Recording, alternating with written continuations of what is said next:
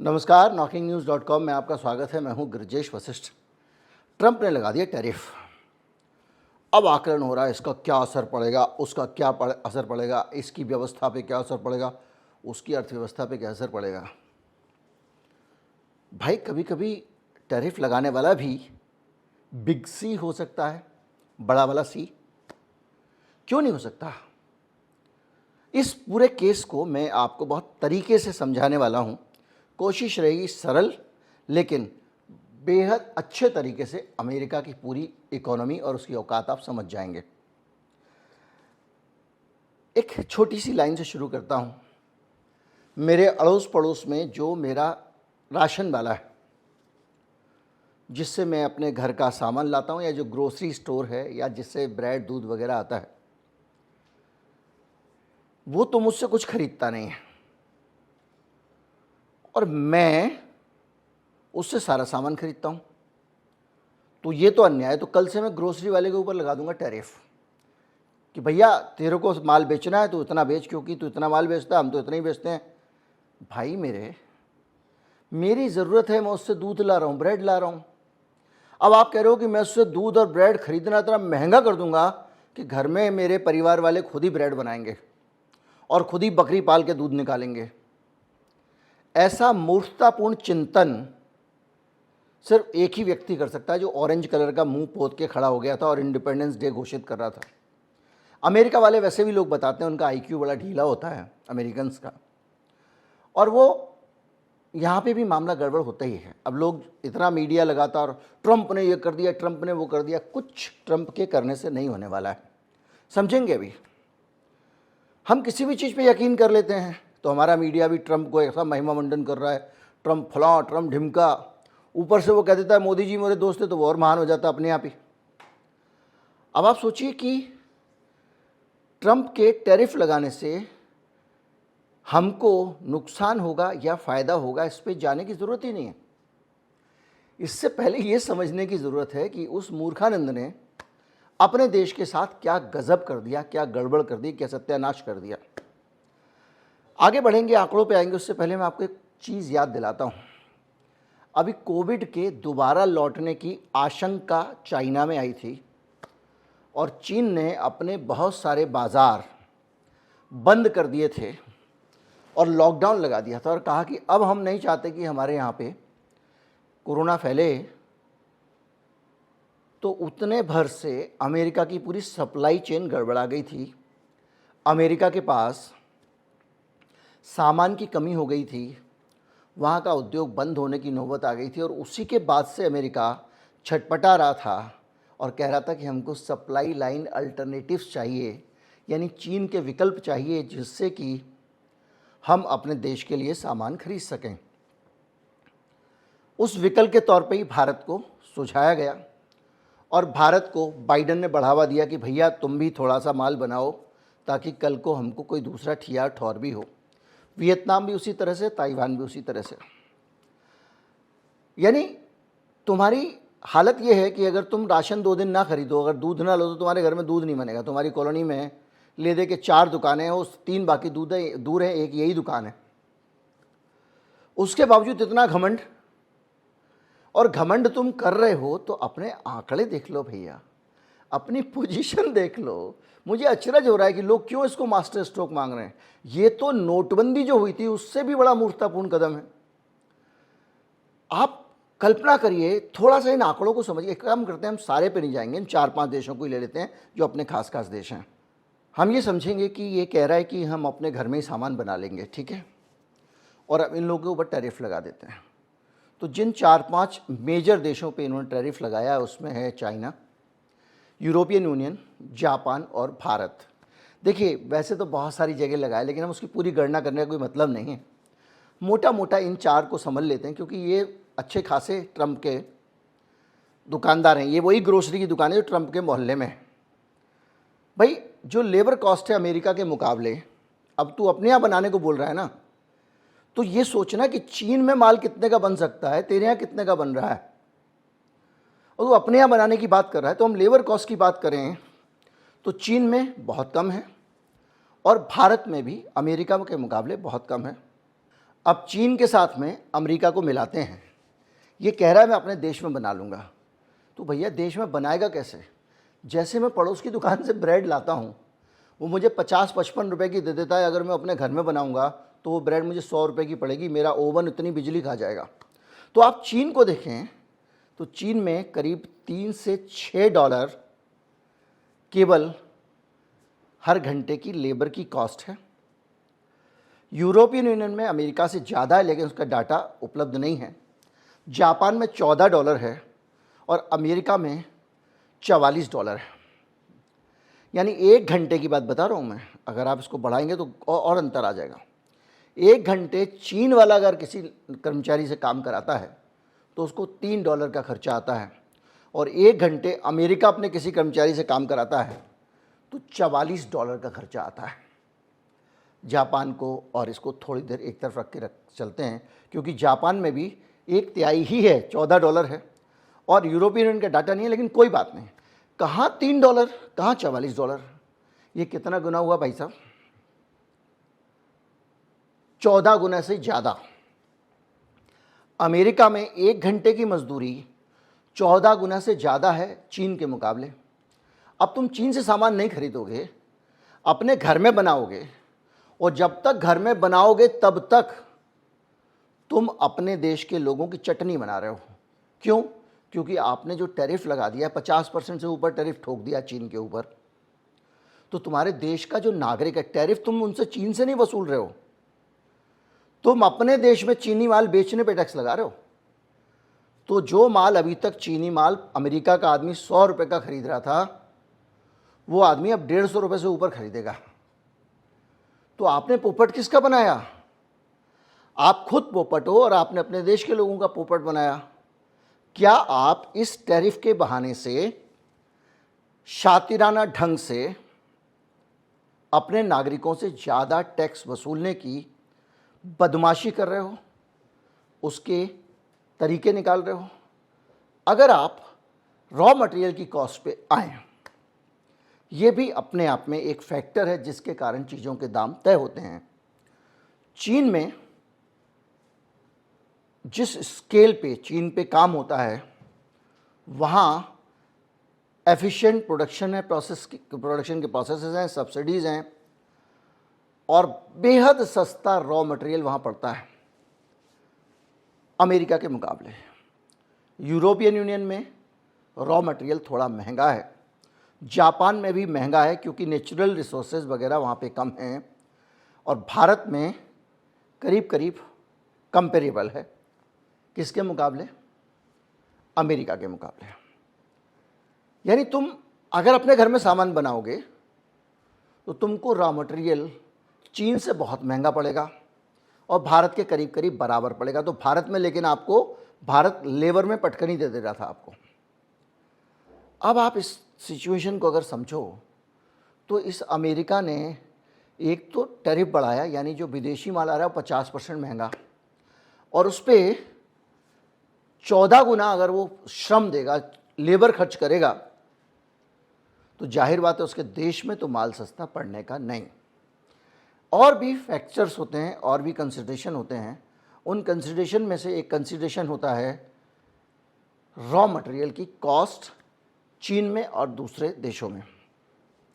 एक और फैक्टर होता है जिससे चीज़ों के दाम तय होते हैं, लॉजिस्टिक्स की कॉस्ट। लॉजिस्टिक्स कॉस्ट क्या?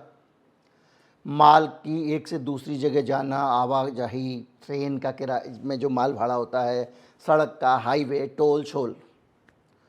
चाइना में बहुत कम है अमेरिका के मुकाबले, ये वर्ल्ड बैंक का आंकड़ा है। यूरोपियन यूनियन में वहाँ से थोड़ा ज़्यादा है, यानी ये यूरोसेट का आंकड़ा है।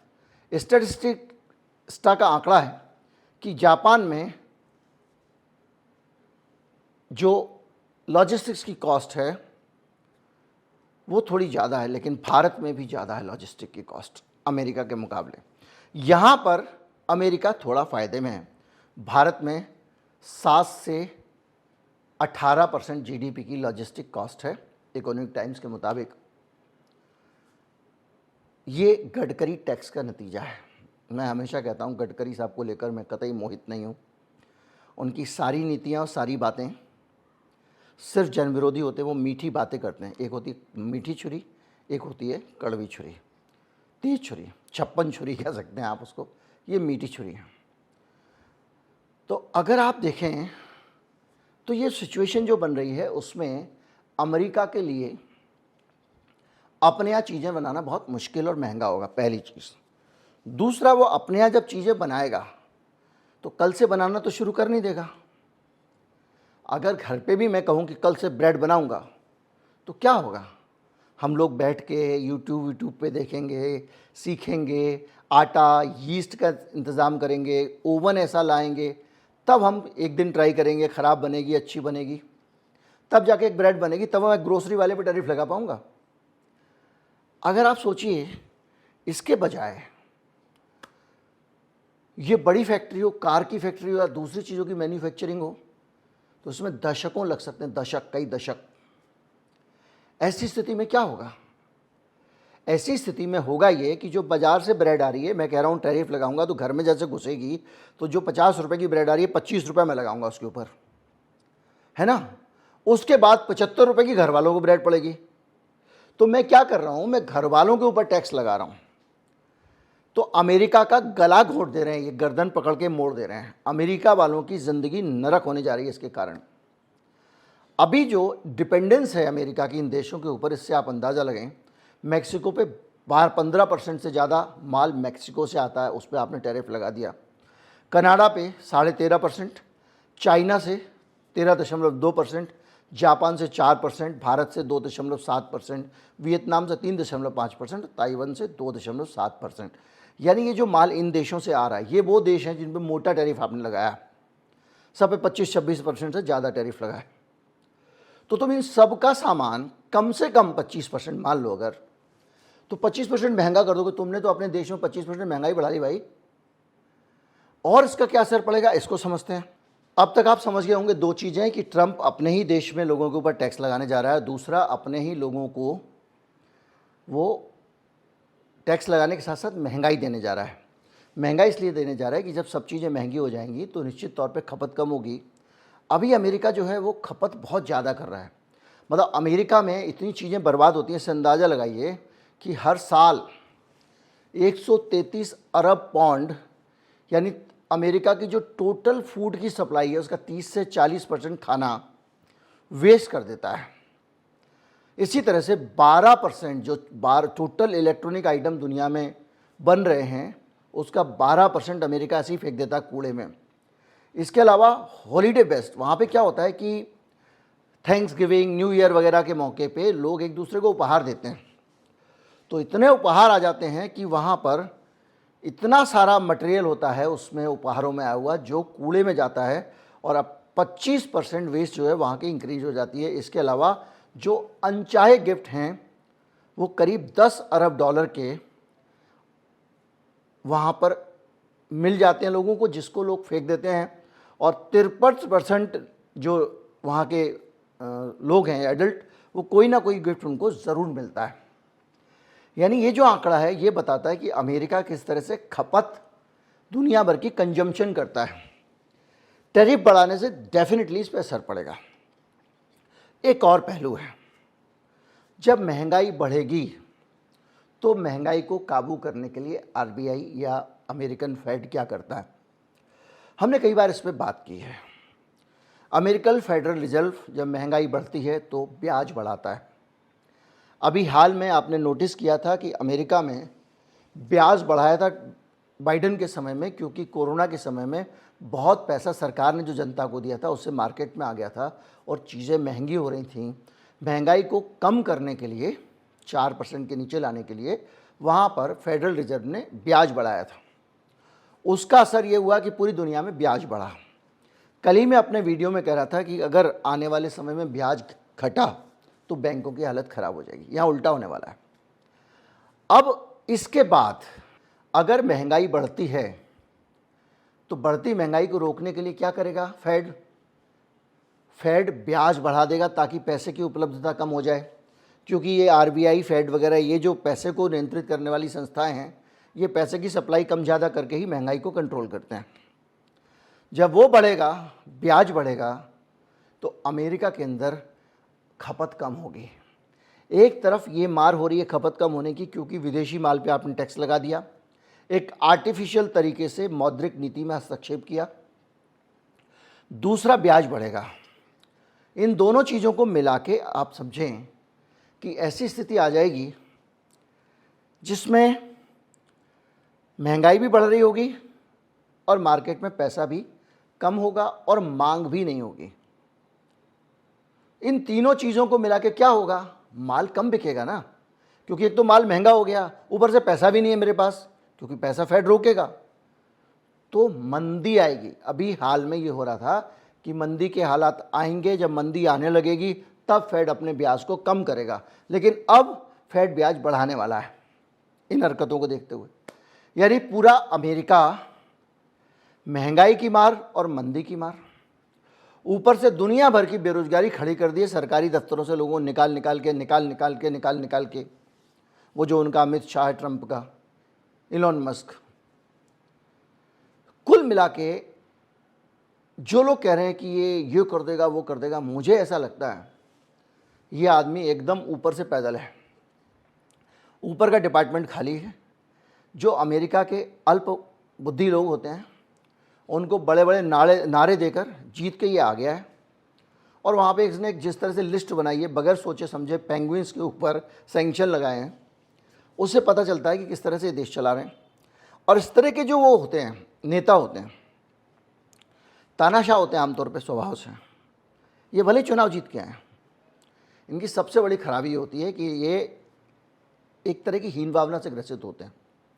अपने से कोई पढ़ा लिखा ज़्यादा समझदार आदमी होता है, उसकी बात मानने में इनको बेइज्जती लगती है। इनको लगता है अच्छा हमको सिखाएगा, मैं तो राष्ट्रपति हूँ, मैं तो प्रधानमंत्री हूँ, मैंने कह दिया तो नोटबंदी होगी।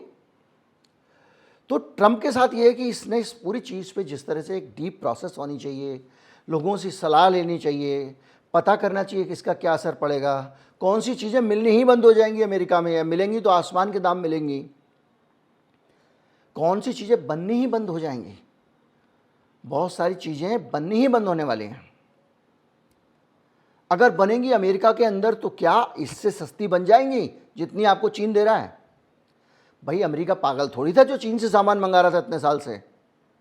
उसको 4 पैसे सस्ता लगता होगा ना, उसको लगता होगा ना कि पर्यावरण की ऐसी तैसी इनके होगी, धुआं उठेगा यहाँ पे, ग्रीन हाउस गैसेस का उत्सर्जन होगा चीन में, भारत में, इनके पर्यावरण का नाश होने दो, इनके कोयले खुदने दो, ये अपने सारे प्राकृतिक संसाधन को झोंक के माल बनाएंगे और तब भी माल मुझे मेरे यहाँ के माल से सस्ता पड़ेगा। तो यही तो ट्रंप के जो पुराने पुरखे थे अमेरिका में, उनकी नीति थी। लेकिन मुझसे ज़्यादा अक्लमंद कोई कैसे हो सकता है, मैंने इलेक्शन जीता है। तो बस उसका नतीजा आप अमेरिका में देख रहे हो। आने वाले समय में जो हालात दिख रहे हैं, या तो ट्रंप थूक के चाटेगा और या फिर अमेरिका जो है वो अभूतपूर्व संकट में जाने वाला है। अब भारत पे आते हैं। भारत को क्या नुकसान होने वाला है? भारत का देखिए, चीन ने पहले ही, कल भारत चीन मैत्री के 75 साल पूरे हुए थे, कल या परसों, उनका एक बयान आया। उन्होंने कहा हम भारत का सहयोग करने को तैयार हैं और भारत का बनाया हुआ माल खरीदने को तैयार हैं। एक ग्राहक तो मिल गया आपको। चीन, कोरिया, उत्तर कोरिया, तो माफ़ कीजिए दक्षिण कोरिया और जापान के साथ व्यापार को लेकर समझौता कर रहा है। वहाँ पर भी आपकी खपत बनेगी, क्योंकि हम सब सैंक्शन के मारे हुए लोग हैं। हमारे पास ब्रिक्स का नेटवर्क है, हम रूस का माल खरीदेंगे, रूस हमारा माल खरीदेगा, हमारे लिए बहुत ठौर है। लेकिन अमेरिका को याद रखना है कि उसने पूरी दुनिया में जो WTO का एक नेटवर्क बनाया था, जिसके ज़रिए वो ग्लोबलाइजेशन के नाम पे पूरी दुनिया को एक्सप्लॉइट करके मोटे मुनाफे वाली चीज़ें तो अपने देश में बनाना चाहता था, क्योंकि वहाँ लेबर वगैरह भी ज़्यादा है, महंगी है, और सस्ती चीज़ें दूसरे देशों से बनवाना चाहता था। और उसी के हिसाब से पूरा WTO की संरचना हुई थी, और इसलिए भी हुई थी कि कोई भी देश स्वतंत्र ना रह सके, हर देश सामान वामान के ऊपर एक दूसरे के ऊपर निर्भर रहे। भारत चीन के बगैर जिंदा ना रह पाए, चीन किसी और के बगैर जिंदा ना रह पाए, सब देश एक दूसरे पर निर्भर हों। चीन जैसे रूस है, अगर वो आत्मनिर्भर ना होता तो इन्होंने तो चटनी बना दी थी उसकी सैंक्शन लगा के। तो जब एक दूसरे पर निर्भर रहेंगे, ग्लोबलाइजेशन होगा, WTO जो था उसके बाद किसी भी देश को झुकाना आसान होगा। सैंक्शन लगाने की देर है, वो कहेगा कल से ब्रेड कहाँ से आएगी। जैसे जर्मनी कहने लगा बाप रे बाप, मेरे पास गैस कहाँ से आएगी, मेरे पास ईंधन कहाँ से आएगा। ये बहुत सारी चीज़ें थी जो अब ख़त्म हो जाएंगी। तो ये एक तरह से देखा जाए तो अमेरिका की सुप्रीमेसी ख़त्म हो रही है, अमेरिका की अकड़ जाने वाली है और अमेरिका धीरे धीरे बुरे हाल की तरफ बढ़ने वाला है। और भारत के लिए कोई बड़ी चुनौती नहीं है, जो चीज़ें हैं उसके बगैर अमेरिका काम नहीं चला सकता। और उसको लेके लिए दुनिया भर के लोग बैठे हैं, वो चाहते हैं कि हम उनको वो चीज़ें मिल जाएं, उनके यहाँ वो इंडस्ट्री डेवलप हो जाए। और वैसे भी हम लोग कोई 3% के करीब अमेरिका की सप्लाई देते थे, हालांकि भारत से जो विदेश में जाता है सामान उसमें एक बड़ा प्रतिशत उसका था, सबसे ज़्यादा हम अमेरिका को सामान भेजते थे। तो ठीक है भाई, ब्रेड तो तुमको खानी पड़ेगी, तुम्हारे पापा तुमसे ज़्यादा पैसे ले कम ले, लेकिन हमारा माल तो जाएगा। अमेरिका कल से तो बनाने ही लग जाएगा कुछ, यानी हमारा माल जाएगा, जो जा रहा था उससे थोड़ा कम जाएगा, लेकिन अमेरिका वाले मारे जाएंगे। उम्मीद करता हूँ वीडियो आपको अच्छा लगा होगा। अच्छा लगा हो तो ज़्यादा से ज़्यादा लोगों तक पहुँचाए, चैनल को सब्सक्राइब कर लें। नमस्कार, जय हिंद।